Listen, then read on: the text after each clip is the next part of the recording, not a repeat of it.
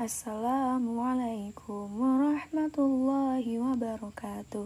Selamat pagi anak-anakku semuanya. Alhamdulillah, hari ini kita akan belajar tema 1 subtema 2 tentang potensi di Indonesia, yang meliputi materi tentang kepadatan penduduk, persebaran suku bangsa, kenampakan alam dan buatan, serta persebaran fauna dan flora.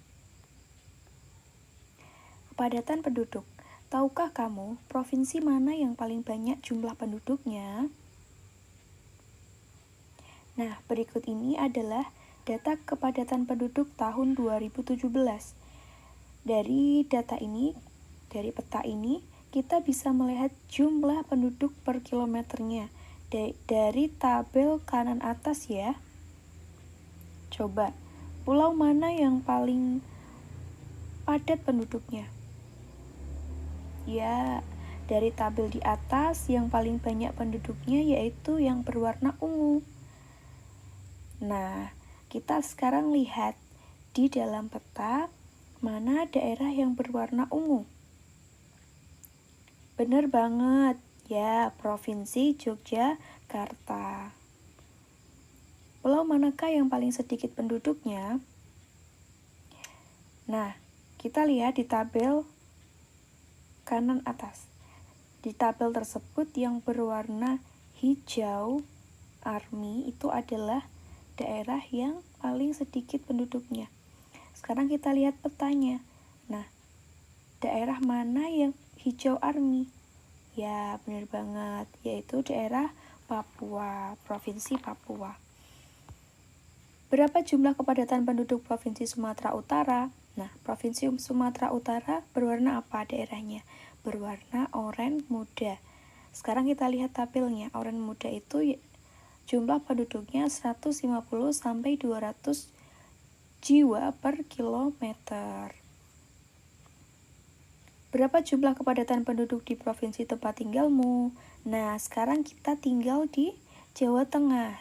Jawa Tengah, warna daerahnya adalah merah hati. Kita lihat di tabel merah hati itu jumlah penduduknya yaitu 800 sampai 1000 jiwa per kilometer. Sekarang, apakah persebaran penduduk tiap wilayah merata? Tidak, jawabannya. Karena tiap provinsi di Indonesia jumlah penduduknya berbeda-beda. Selanjutnya, persebaran suku di Indonesia. Jadi, di Indonesia mempunyai beragam suku. Setiap daerah sukunya berbeda-beda. Sekarang kita bahas untuk Pulau Sumatera. Pulau Sumatera ada 9 provinsi, diantaranya yaitu Aceh, Sumatera Utara, Sumatera Barat, Riau, Jambi, Bengkulu, Lampung, Bangka Belitung, dan Sumatera Selatan.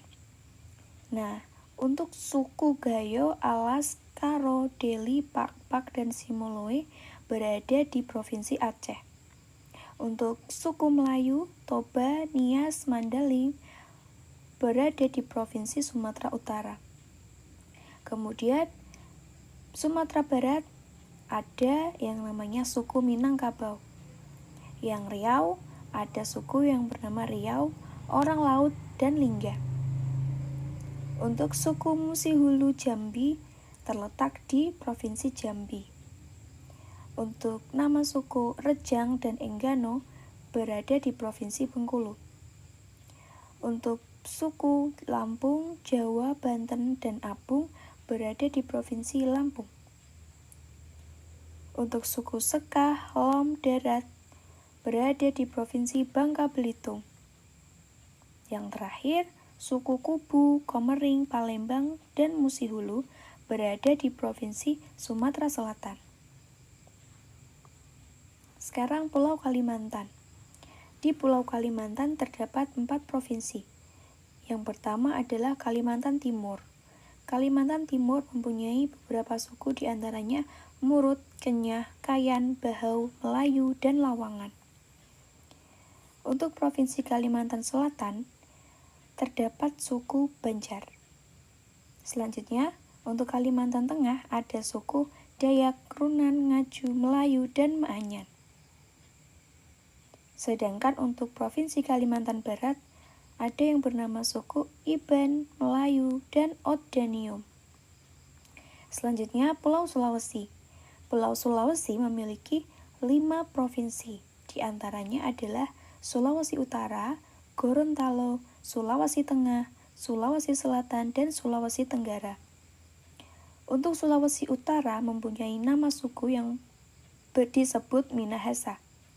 Untuk Provinsi Gorontalo, sukunya bernama Kaidipan dan Hulontalo. Untuk Provinsi Sulawesi Tengah, nama sukunya Bual, ada yang namanya Bajo, Tomini, Tobobongo, Topalu, Totawali, Toliondang, Tomorane, Togian, Tobalanta, Tobanggal, Baree, Topipikoro, Toseko, Bungku, dan Mapute. Untuk Provinsi Sulawesi Selatan, ada suku Tosak dan Toraja, Putulumuma, Mandar, Luwu, Bugis, Makassar, dan Lajulo. Sedangkan untuk Provinsi Sulawesi Tenggara, ada yang bernama suku Mekongka, Tolaki, Bongkumori, Bungku, Muna, dan Butung. Selanjutnya Pulau Papua. Pulau Papua hanya terdapat satu provinsi saja, yaitu Papua. Nah, untuk Papua nama sukunya yaitu Heltap, Manikon, Maibrat, Numfor, Anggi, Betani, Wandamen, Biak, Serui, Iha, Bra, Argoni, Mairasi, Koutai, Mimika, Kapauko, Moni, Asmat, Pegunungan Tinggi, Uhunduni, Tarunggareh, Dataran Danau, Takutamesko, Mamberamo, Guat, Bemta, Sanggi, Dani, Muyu, Basam, Awiyu, Ahusi, Jelanim, Kimam, Mario Anim. Nah, itu tadi adalah beberapa suku bangsa yang ada di Indonesia. Banyak banget ya anak-anak. Selanjutnya, kenamakan alam dan buatan. Dari gambar tersebut, nah, manakah yang termasuk kenamakan alam? Ya, benar sekali. Yang merupakan kenamakan alam adalah gambar gunung, dataran tinggi, dan pantai. Untuk yang kenamakan buatan adalah gambar jembatan dan juga Candi Borobudur. Nah, sekarang apa yang dinamakan kenamakan alam dan kenamakan buatan? Kenamakan alam yaitu bentuk muka bumi yang terjadi secara alamiah, tanpa hasil campur tangan manusia. Sedangkan kenamakan buatan yaitu bentuk muka bumi yang dibuat oleh manusia. Ya, sekarang kita bahas kenamakan alam itu ada berapa sih? Jadi kenamakan alam itu ada 2. Yang pertama adalah kenamakan alam wilayah daratan, dan yang kedua adalah kenamakan alam wilayah perairan. Untuk kenamakan alam wilayah daratan, contohnya yaitu gunung. Gunung berada di wilayah daratan. Kemudian pegunungan. Pegunungan juga berada di wilayah daratan. Selanjutnya adalah dataran rendah, pantai, dan tanjung. Kemudian untuk kenamakan alam wilayah perairan, contohnya yaitu sungai.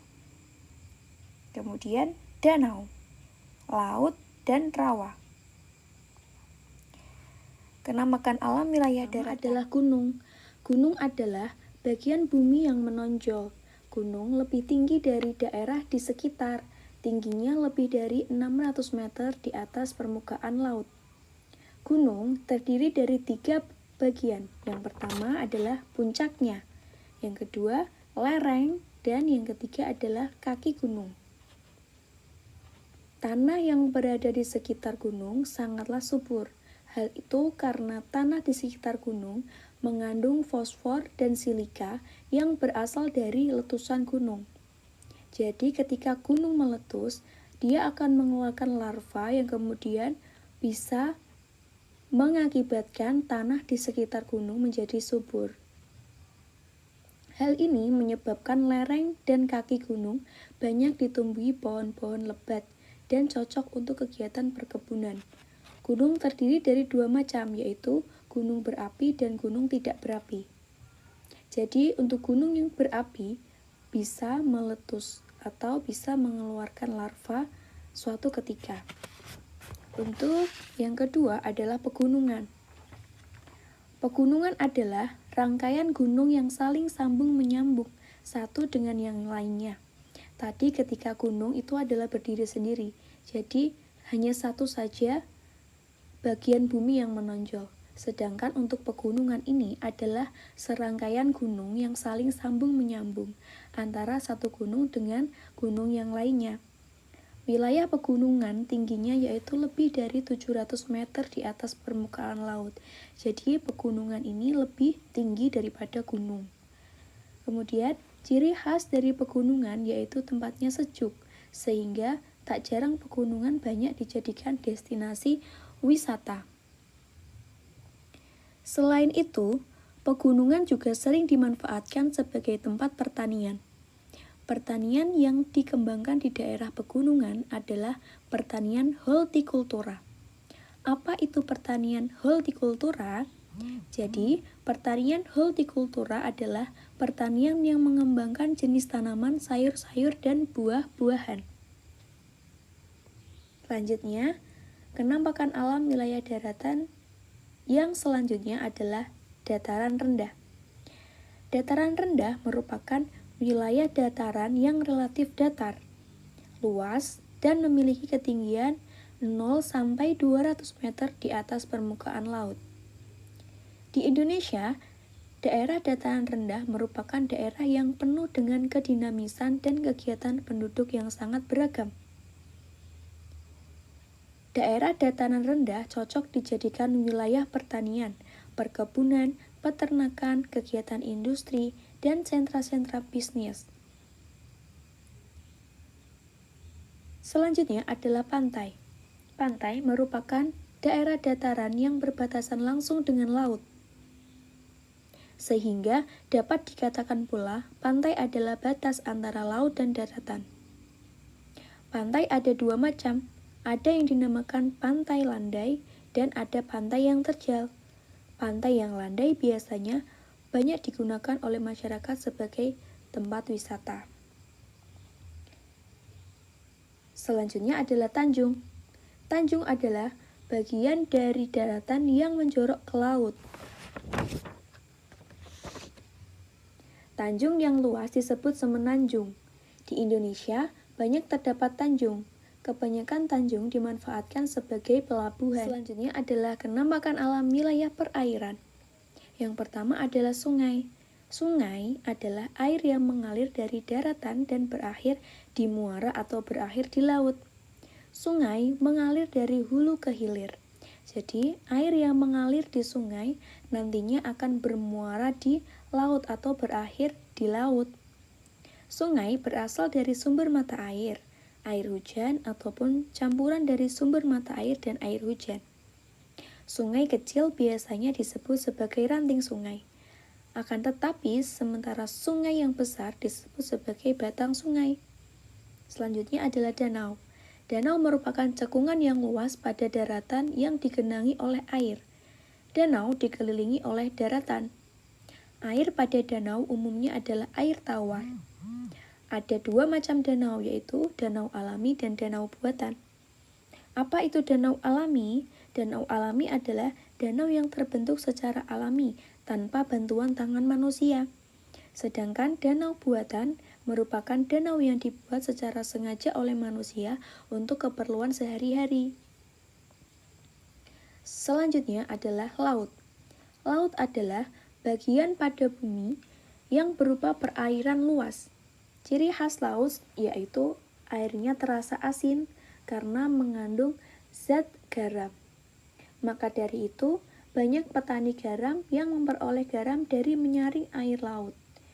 Laut di Indonesia dapat dibagi menjadi dua, yaitu laut dangkal dan laut dalam. Sementara laut yang sangat luas disebut sebagai samudra. Selanjutnya adalah teluk. Teluk merupakan bagian laut yang menjorok ke daratan. Teluk biasanya dijadikan objek wisata. Selanjutnya adalah rawa. Rawa yaitu daerah tergenang oleh air, di mana bagian tanahnya berlumpur. Rawa banyak terdapat di daerah yang berdekatan dengan laut atau pantai.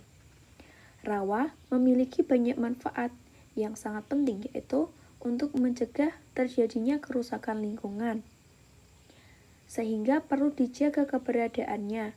Sekarang bahkan banyak rawa yang sudah mulai dikelola menjadi objek wisata. Selanjutnya adalah kenampakan buatan.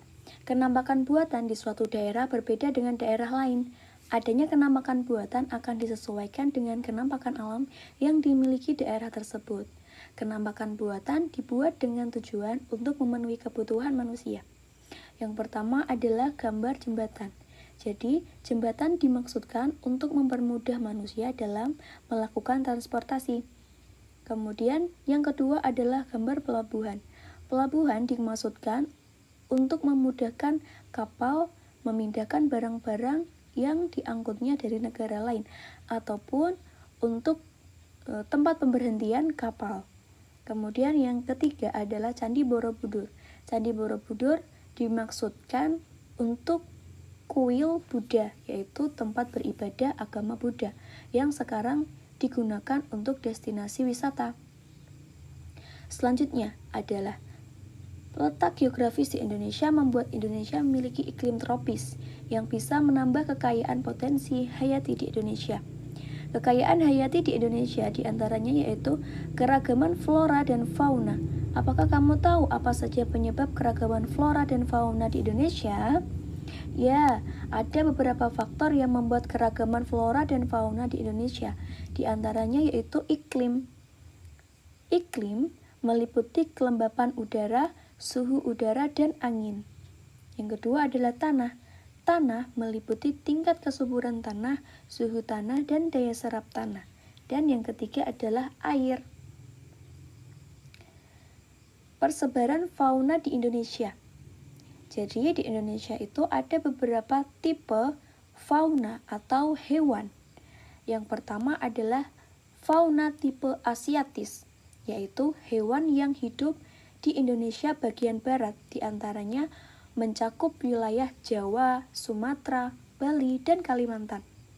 Untuk tipe yang kedua yaitu tipe peralihan yang berada di bagian tengah yang mencakup wilayah Sulawesi, Timor, Maluku, dan Nusa Tenggara. Wilayah ini juga biasa disebut dengan Kepulauan Walej. Yang ketiga adalah fauna tipe Australia yang berada di Indonesia bagian timur, mencakup wilayah Halmahera, Papua, dan Kepulauan Aru. Berikut ini adalah contoh fauna tipe asiatis. Fauna tipe asiatis banyak ditemui mamalia besar, diantaranya adalah gajah, badak berjula satu, banteng, macan, tapir, kerbau, rusa, orang-utan, monyet, babi hutan, dan lain-lain. Banyak juga ditemui reptil seperti ular, kadal, tokek, bunglon, kura-kura, buaya, dan terenggiling. Berbagai jenis burung ditemui seperti burung hantu, elang, merak, jalak, dan kutilang.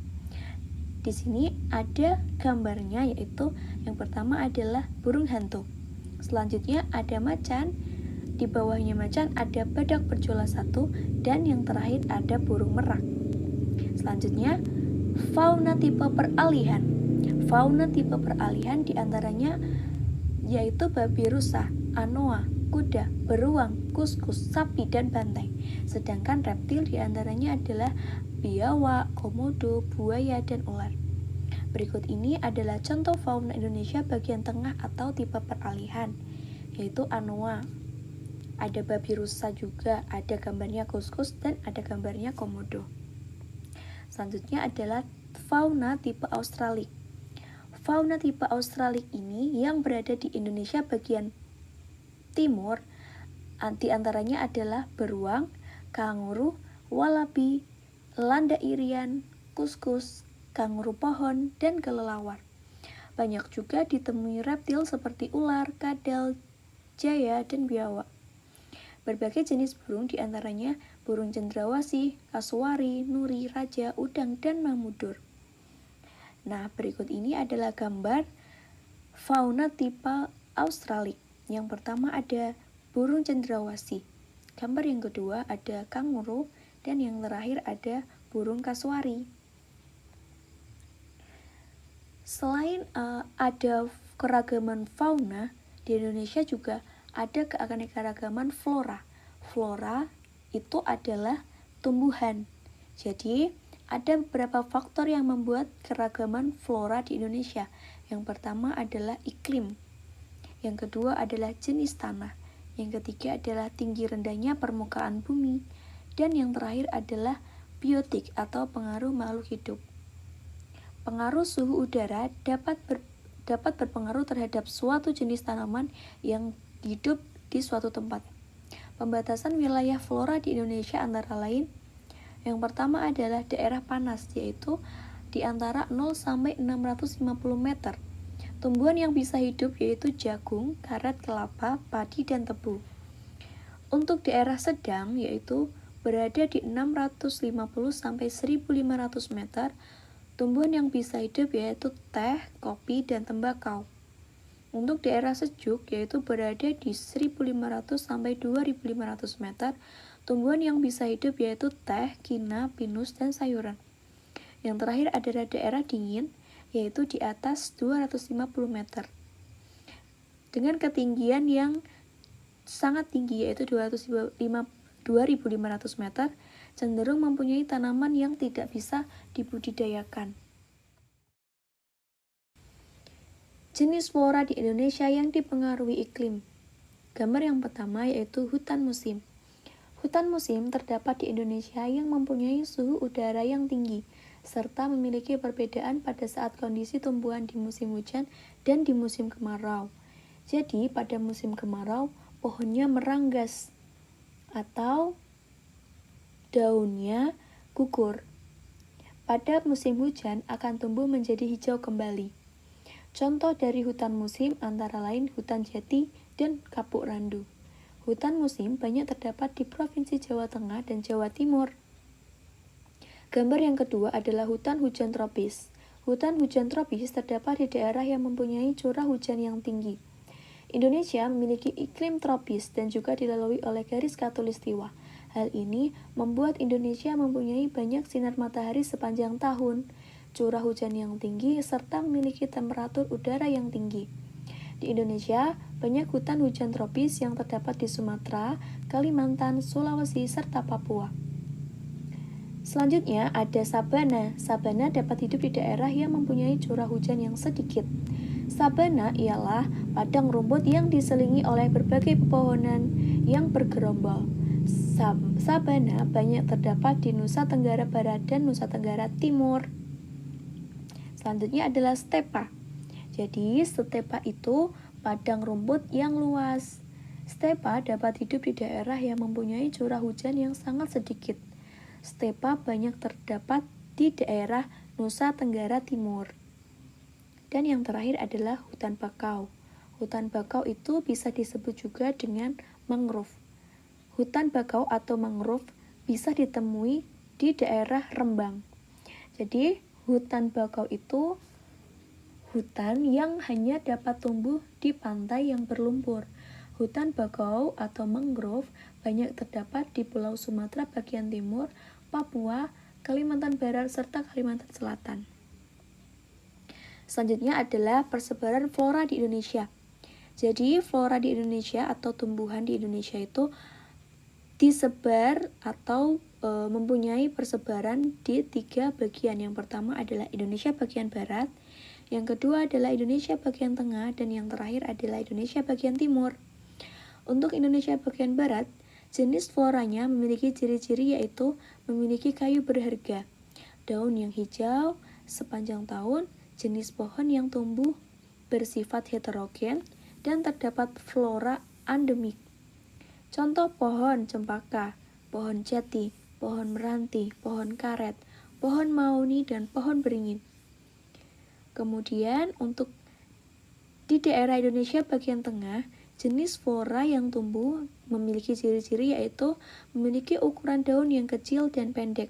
Contohnya cendana di Nusa Tenggara, ada anggrek putih di Sulawesi, kayu putih di Nusa Tenggara dan Kepulauan Maluku, dan tumbuhan kemiri ada di Nusa Tenggara juga.